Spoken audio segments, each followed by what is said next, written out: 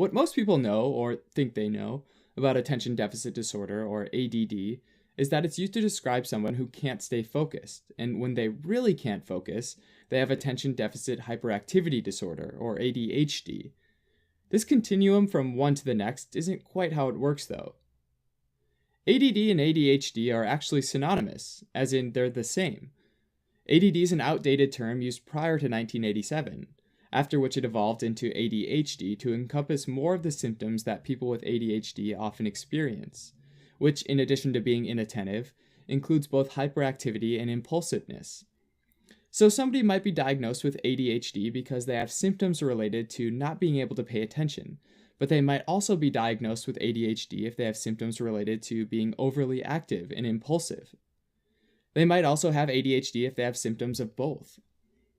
According to the Diagnostic and Statistical Manual for Mental Disorders, the 5th edition, the most recent update being in 2013, ADHD is split into 3 subtypes: inattentive, hyperactive impulsive, or both. Inattentive and hyperactive impulsive have a set of 9 symptoms each. For example, someone with the inattentive subtype might make careless mistakes, or not listen, or be easily distracted. And someone with a hyperactivity and impulsive subtype might fidget, or squirm around, or get up from their chair often. Now, you might be thinking that everyone fidgets now and then, right? Well, a diagnosis is given when someone has 6 of the 9 symptoms for either subtype for at least 6 months. Most commonly, though, children have symptoms of both subtypes, and therefore have the combined subtype. Since ADHD is considered a neurodevelopmental disorder, the symptoms also have to have started between age 6 and 12, and the behavior can't be appropriate for their age.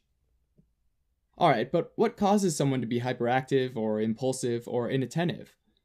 Well, as you might guess, it's pretty complicated, and we don't really know. Probably a lot of different factors, and ultimately they all fall into some combination of environmental and genetic factors. One interesting clue to a genetic component of ADHD is looking at families. For example, a child with a sibling that's been diagnosed with ADHD is more likely to develop it themselves.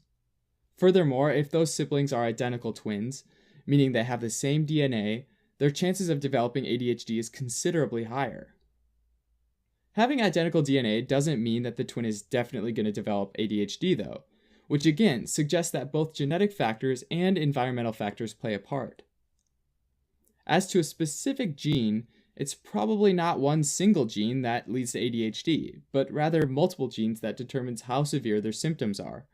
These genes likely influence the production or regulation of the brain's neurotransmitters, which are signaling molecules in the brain that are released by one neuron and received by receptors of another neuron. This movement of a neurotransmitter from neuron A to neuron B is basically a message being relayed. It's like the neurons are talking. Dopamine is a specific neurotransmitter that gets released when the brain's involved with behaviors like getting a reward, taking a risk, and being impulsive. Norepinephrine is another neurotransmitter involved in attention and arousal. It's thought that lower amounts of these 2 neurotransmitters floating around contributes to symptoms of ADHD. The reason why these neurotransmitters might be down in the first place is still not well understood, and research remains ongoing. Now, treatment for ADHD can be tricky, since symptoms might vary from patient to patient, although it most often involves either behavioral psychotherapy, medication, or both. Behavioral psychotherapy is often targeted at children and focuses on teaching the child better time management and organizational skills. For example, having structured routines that they can follow, and then giving rewards when they stick to those routines. Also, involving both parents and teachers are important, and both behavioral parent training and behavioral classroom management have been shown to be helpful for children with ADHD. For adults, behavioral psychotherapy might focus on ways of decreasing distractions and also improving organizational skills. If medications are prescribed, typically the first-line options are stimulants. Since it's thought that low levels of neurotransmitters are involved in ADHD, stimulants